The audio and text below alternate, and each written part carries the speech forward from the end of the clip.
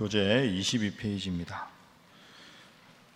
믿음으로 의롭다 하심을 받은 칭의는 하나님과 더불어 화평을 누리게 하며 하나님의 영광에 이르게 될 소망을 보여줍니다. 현재 고난이 있다 하더라도 그것은 미래의 소망을 더욱 강하게 합니다.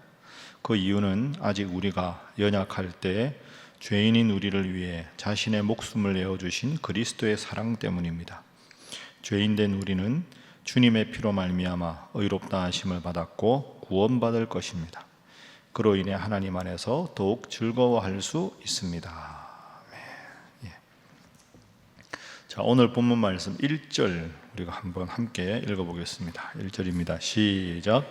그러므로 우리가 믿음으로 의롭다 하심을 받았으니 우리 주 예수 그리스도로 말미암아 하나님과 화평을 누리자. 아멘. 자, 마지막 11절도 읽어보겠습니다. 시작. 그뿐 아니라 이제 우리로 화목하게 하신 우리 주 예수 그리스도로 말미암아 하나님 안에서 또한 즐거워하느니라. 아멘.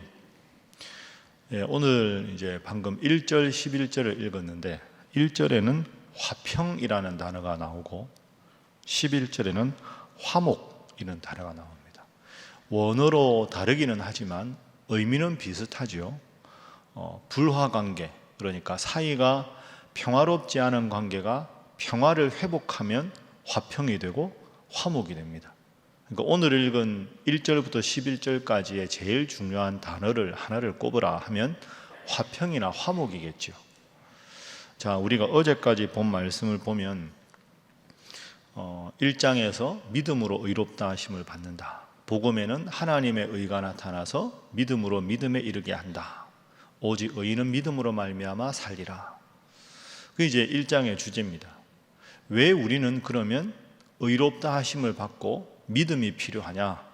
그것은 3장에 가면 모든 사람이 다 죄인이기 때문이다. 그러니까 우리가 믿음으로 의롭다 하심을 받아야 되는 이유는 한 사람도 빠짐없이 다 죄인이기 때문이다. 이게 이제 3장까지 주제입니다. 4장에 넘어가서 우리가 본 것은 4장의 대표적인 인물이 누구였습니까? 아브라함이었습니다. 아브라함도 하나님을 믿어서 의롭다 하심을 받은 것이 맞지 율법으로 의롭다 하심을 받은 게 아니다. 그러니까 1장에서 의인은 믿음으로 산다 하는 것이 구약의 가장 대표적인 인물인 아브라함을 예를 들어서도 율법으로가 아니라 믿음으로 의롭다 하심을 받는다. 그러니까 이제 4장까지 전체 주제는 이신칭의를 좀 더 자세하게 설득력 있게 설명한 것이다. 그럼 5장은 뭐냐? 5장은 우리가 믿음으로 의롭다 하심을 얻었으니 화평하게, 화목하게, 기쁘게 살아가자. 이게 이제 주제입니다. 그래서 5장의 전체적인 분위기는 아주 밝은 분위기입니다. 그래서 5장 1절부터 11절의 전체 주제는 이신칭의의 기쁨, 이렇게 정리를 하면 되겠습니다. 예수님 믿고 구원받았으니 감사하게, 화평하게, 기뻐하며 살자. 그래서 오늘 본문의 첫 번째 교훈은 주님과 늘 화평하게 하소서 하는 것입니다. 주님과 늘 화평하게 하소서. 1절 우리가 읽었죠? 우리 주 예수 그리스도로 말미암아 하나님과 화평을 누리자. 여러분, 그래서 우리가 하나님하고 이름을 부르면 어떤 느낌이 드십니까? 하나님 하면 나도 모르게 마음이 평안해지고 기쁨이 찾아오고 이게 맞는 겁니다. 1절 후반부 잘 생각하십시오. 주 예수 그리스도로 말미암아 하는 말은 예수님을 믿어서 죄로 죽을 수밖에 없는 우리가 하나님과 화목하게 되었다. 그럼 우리가 예배를 드릴 때나 평소에 기도할 때 하나님 아버지 하고 부르면 내 마음속에 예수님 믿음으로 하나님과 내가 관계가 가까워졌다. 평안한 관계, 좋은 관계다. 이런 느낌으로 다가오셔야 합니다. 근데 혹시 여러분들이 신앙생활 하시면서 기도할 때 아니면 하나님을 탁 떠올릴 때 무서운 하나님, 엄하신 하나님, 내가 조금 잘못하면 막 꾸지람하실 하나님, 이런 하나님 상을 가진 것은 바람직하지 않습니다. 여러분 이게 참 중요합니다. 내가 어떤 하나님상을 가지고 신앙생활을 하느냐. 분명히 1절에 말씀하셨죠. 화평을 누리자. 그럼 하나님하고 내 관계는 가까워야 합니다. 그러니까 막 마음이 불안하고 힘들다가도 기도하려고 눈 감고 하나님 하고 부르면 나도 모르게 평안이 찾아와야지, 기쁘게 살아가다가 기도한다고 하나님 하고 부르면 갑자기 막 무섭고 긴장되고 불안하고 하나님이 확 화를 내실 것 같고, 그건 바람직한 하나님상이 아닙니다. 여러분에게 하나님상이 어떤가? 오늘은 처음으로 그걸 한번 잘 생각해 보십시오. 그래서 제가 말씀드렸는데 엄하고 무서운 아버지 밑에서 자란 성도들은 하나님 다음에 아버지상을 붙이는 게 별로 안 좋습니다. 하나님 하면 마음이 좋은데 하나님의 아버지를 딱 붙이면 나를 길렀던 아버지 생각이 나서 마음이 확 답답하다는 거죠. 제 친구 이야기했죠. 제가 유학 가서 친한 친구 목사가 있었는데 그 아버지가 목사님이었어요. 근데 아버지가 어릴 때부터 너는 목사의 아들이다. 그러니까 예배도 제일 잘 드려야 되고 절대로 지각하면 안 되고 전도도 제일 많이 해야 되고 성경도 제일 잘 읽어야 되고 복장도 제일 단정해야 되고 공부도 잘해야 되고, 너무 아버지가 이제 이 친구랑 저랑 박사 공부를 같이 했는데 자기는 하나님하고 기도하면 마음이 평안한데 하나님 다음에 아버지를 딱 붙이면 마음이 갑자기 답답해져서 기도가 안 된다는 거죠. 그 자기는 하나님 이렇게 기도하지 하나님 아버지 이렇게는 기도를 안 한다. 여러분 이게 우스갯소리 같지만 심각한 이야기입니다. 오늘 돌아가서 여러분 아이들 기도 한번 시켜보시고 하나님 아버지 안 하면 회개하셔야 됩니다. 농담이 아닙니다. 이거 심각한 이야기입니다. 그리고 신앙생활할 때 나의 기본적인 하나님상이 엄한 아버지상이냐, 아니면 힘들고 어렵다가도 하나님을 부르면 내 마음에 평안이 찾아오느냐, 그거 잘 생각하십시오. 간혹 회중 대표기도 하실 때 거룩하신 하나님 앞에 예배드린다고 여호와 하나님 이렇게 기도하시는 경우가 있는데 저는 개인적으로 바람직하지 않다고 생각합니다.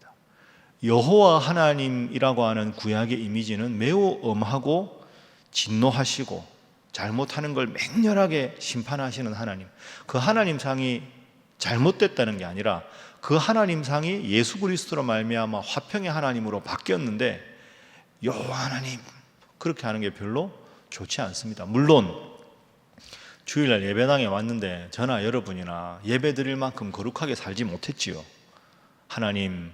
그래서 하나님 부르고 나서 감사합니다. 죄인인 저희들을 다시 이 예배 자리로 불러주셔서 감사합니다. 저희가 많은 죄를 지었습니다. 용서해 주십시오.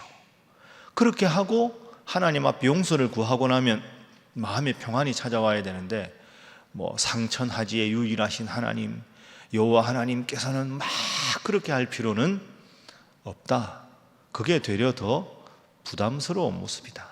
꼭 기억하십시오. 그래서 하나님이라고 이름을 부르면 나도 모르게 평안이 찾아오는, 그래서 1절에 화평을 누리자. 따라합시다. 하나님과 더불어 화평을 누리자. 그래서 자녀들과 자손들에게도 하나님은 좋은 분이야, 하나님은 사랑하셔, 하나님은 너를 끔찍이 아끼셔, 그렇게 해서 하나님상을 항상 평안하고 좋은 하나님상으로 그렇게 유지하시고 그 믿음으로 신앙생활 하시는 여러분 되시기를 주님 이름으로 축복합니다. 자, 그럼 두 번째 기도 제목은 늘 즐겁게 살게 하소서 하는 것입니다. 늘 즐겁게 살게 하소서. 오늘은 핵심 단어가 화평, 화목이라고 말씀드렸죠. 그러니까 첫 번째는 하나님상이 평안해야 되고, 그 평안하고 나를 사랑하신 하나님을 믿으면 우리의 삶의 기본적인 태도도 즐거워야 한다. 제가 늘 말씀드리는 대로 세상에서 제일 잘한 일은 내가 하나님을 믿은 것이다. 믿습니까? 그 믿음이 있는데 불안하고 그렇게 생활하는 것, 그 바람직하지 않은 거죠. 나를 사랑하시는 하나님, 나를 저 천국으로 인도하실 하나님, 그 하나님을 믿어서 그 하나님 나에게 주시는 마음은 즐거움과 기쁨과 화평이다. 그래서 매일 일상을 기쁘게 살아가야 한다 하는 겁니다. 디모데전서 1장 7절에 이런 말씀이 있습니다. 하나님이 우리에게 주신 것은 두려워하는 마음이 아니요 오직 능력과 사랑과 절제하는 마음이다. 하나님이 우리에게 주시는 마음은 두려워하는 마음이 아니다.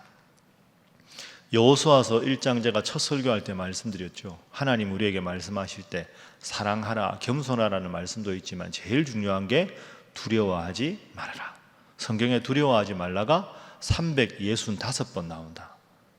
그러니까 일상생활을 살아갈 때 늘 전전긍긍하고 두렵고 불안하고 그렇게 살아가는 것, 그거 자연스럽고 바람직한 것 아닙니다.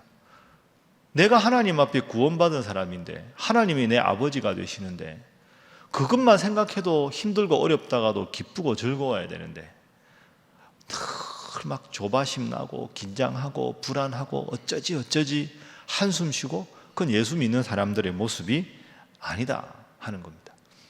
여러분, 제가 지금 말씀드린 걸 잘 생각하시고 주위 사람들을 보십시오. 크게 보면 세상 살아가는 태도가 두 가지입니다. 늘 긍정적이고 밝고 힘든 일이 있어도 뭐 지나가겠지 뭐 살다 보면 이런 날도 오지. 늘 기본적인 태도가 긍정적인 분들이 있고요. 기본적인 태도가 아주 부정적인 분들이 있습니다. 축하해. 뭐 이 기쁨이 얼마나 가겠어? 이러고 어떡하니? 그래, 세상에 내가 제일 불쌍해. 뭐 이러고 맨날 한숨 쉬고 살아가는 분, 이런 분 가까이 하기에 너무 먼 당신입니다. 불안하죠. 그런 분하고 있으면 막 전염이 되는 것 같잖아요. 예수 잘 믿는 건 그냥 얼굴만 봐도 와, 저분은 참 얼굴이 편안해 보인다. 저분은 어떻게 저럴까?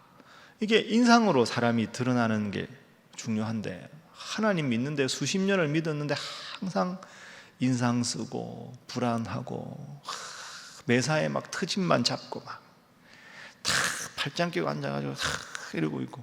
설교할 때 여러분 제일 불편한 분들 누군지 아십니까? 우리 교회에 없어서 제가 말씀드리는데요, 설교하는데 팔짱 끼고 다리 꼬고 딱 이러고 앉는 분들이 있어요. 그거 진짜 잘못된 겁니다. 하나님 앞에 예배 드리는데 그래, 배 목사 잘하는지 한번 보자 그런 분들이 있어요. 진짜입니다. 제가 교수할 때는 수많은 교회를 가보지 않습니까? 오후에 특강을 하러 가거나 설교하러 가면 중직자들 중에 그런 분들이 의외로 많아요. 다 팔짱 끼고 다리 꼬고 앉아서 교수라는데 한번 들어봅시다. 이런 분위기는 그런 분들은 일단 잘 듣겠습니다 하는 게 아니라 잘 하는지 보자, 이렇게. 그거 바람직한 거 아니잖아요. 여러분, 오늘 이게 참 중요합니다. 하나님은 나를 사랑하는 분이기 때문에 하나님과 더불어서 화평한 관계를 가지고, 그게 너무 인생에 중요하니까 인생의 기본 태도가 힘들어도 감사하고 지쳐도 기도하고 기뻐하고 살아가는 것. 그래서 하나님과 화목하고 세상을 화평하게 살아가는 것, 그게 참 중요하다. 여러분 꼭 기억하셔서 주님 믿으면 믿을수록 마음의 평안이 찾아오고 주님 믿으면 믿을수록 기뻐하는 여러분 되시기를 주님 이름으로 축복합니다. 자, 그래서 세 번째 평생의 고백입니다. 평생에 늘 우리가 고백해야 될 것, 제가 늘 강조하는 것, 나는 잘 될 것이다. 나는 잘 될 수밖에 없다. 이 고백이 평생의 고백이 되게 하소서 하는 것이 세 번째 기도 제목입니다. 한번 저를 따라해 보실까요? 나는 잘 될 것이다. 다시 합니다. 나는 잘 될 수밖에 없다. 여러분 믿습니까? 그러니까 하나님이 나를 사랑하셔서 구원받게 하시고 그 주님이 나를 지키시니까 나는 잘 될 것이다. 잘 될 수밖에 없다. 우리가 항상 마음으로 믿어서 입으로 시인하는 게 중요합니다. 힘들어도 그렇게 고백하면 그런 삶이 우리에게 찾아올 줄로 믿습니다. 자, 오늘 본문 말씀 보십시오. 3절. 자, 2절에도 즐거워하느니라 하는 말씀이 나오고 3절에 우리가 환난, 살아갈 때 환난이 있습니다. 환난 중에도 즐거워한다. 이게 바울의 위대한 점입니다. 환난을 받았는데 즐거워한다. 왜? 환난은 우리로 하여금 인내하게 하고 인내하다 보면 우리가 더 연단을 받게 되고 연단 속에서는 우리가 소망을 이루게 된다. 그런데 우리가 어떻게 소망을 가질 수 있느냐? 소망이 우리를 부끄럽게 하지 아니하면, 소망을 우리가 계속 가질 수 있는 이유는 우리에게 주신 성령으로 말미암아 하나님의 사랑이 우리 마음에 부은 바 됨이니. 6절 함께 읽습니다. 시작. 우리가 아직 연약할 때 기약대로 그리스도께서 경건하지 않은 자를 위하여 죽으셨도다. 아멘. 여기서 경건하지 않은 자는 우리를 말하는 겁니다. 죄로 죽을 수밖에 없는 우리를 위해서 예수님께서 죽으셨다. 그러니까 바울은 3절에 환난을 당해도 환난 중에도 즐거워한다. 왜? 환난은 인내를, 인내는 연단을, 연단은 소망을 이룬다. 그럼 소망의 근거가 뭐냐? 내가 죄로 죽을 수밖에 없는데 예수님은 나를 위해서 십자가에 죽으셨다. 하나님의 아들이신 예수님이 나를 위해 십자가에 죽으셨는데 어떤 환난을 만나도 그 환난 속에서 예수님이 나를 지켜주시는 것은 당연하다. 그래서 나는 환난을 당해도 즐거워할 수밖에 없다. 그러니까 여러분, 오늘 본문 전체는 말씀드린 대로 화평, 화목, 기쁨, 즐거움, 그렇습니다. 정리하겠습니다. 하나님께서는 나를 사랑하시는 분이다. 이 하나님 상을 긍정적으로 가지시고 일상 속에서도 항상 하나님 때문에 긍정적이고 밝고 즐겁게 살아가시고, 설령 우리 인생에 환난이 오더라도 나를 위해서 십자가에 죽으신 주님께서 나를 사랑하시니 그 어떤 환난에서도 주님께서 나를 지키신다. 그리고 그 주님께서 저 영원한 천국으로 나를 인도하신다. 그러면 인생 굴곡도 있고 환난도 있지만 결국은 하나님 나를 지키시고 저 영원한 천국에 내가 갈 것이니 나는 잘 될 수밖에 없다. 나는 잘 될 것이다. 제가 주일날 저녁인가 이제 집에 퇴근해서 가서 하루 종일 설교하고 피곤하지 않습니까? 좀 씻고 이렇게 탁자에 앉아가지고 책을 이렇게 보는데 제가 이렇게 좀 피곤해 보였나 봅니다. 제 아들이 둘인데 아들이 지나가다가 아빠 왜 피곤해? 좀 피곤해. 제 어깨에 손을 턱 치면서 아빠 잘 될 거야. 잘 될 수밖에 없잖아. 농담 삼아 하고 방으로 들어갔어요. 제가 기분이 좋더라고요. 이제 긴장이 풀리니까 약간 제가 피곤해 보였나 봐요. 아빠 잘 될 거야. 잘 될 수밖에 없잖아. 제가 뿌듯했던 이유는 이게 참 저는 그 말을 목사로 하지만 저희 아이들이 그 말이 이제 입에 붙었다는 게, 그러면 힘들 때도 잘 될 거야. 스스로도 그렇게 고백하지 않겠습니까?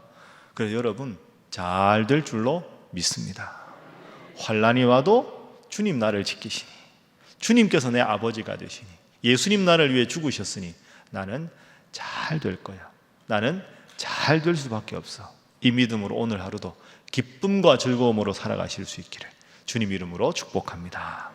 함께 기도하겠습니다. 하나님, 주님과 화평하게 되었으니 늘 감사하며 즐겁게 은혜 가운데 살아가게 하여 주옵소서. 우리 인생의 크고 작은 환난과 어려움이 찾아올 때 그 가운데 지키시는 주님을 믿게 하시고, 원망과 불평이 아니라 환난을 통하여 더 하나님 앞에 복받는 형통한 인생, 저 천국 바라보며 살아가는 인생 되게 하여 주옵소서. 위에서 기도하시고 경색된 남북 관계를 위해서도 기도해 주시고, 여러분의 기도가 필요한 분들 위해서 기도하시고, 또 오늘 저녁 수요 기도회를 위해서도 다 함께 주님 앞에 기도하겠습니다. 주여 믿습니다. 주여 믿습니다. 주여 믿습니다.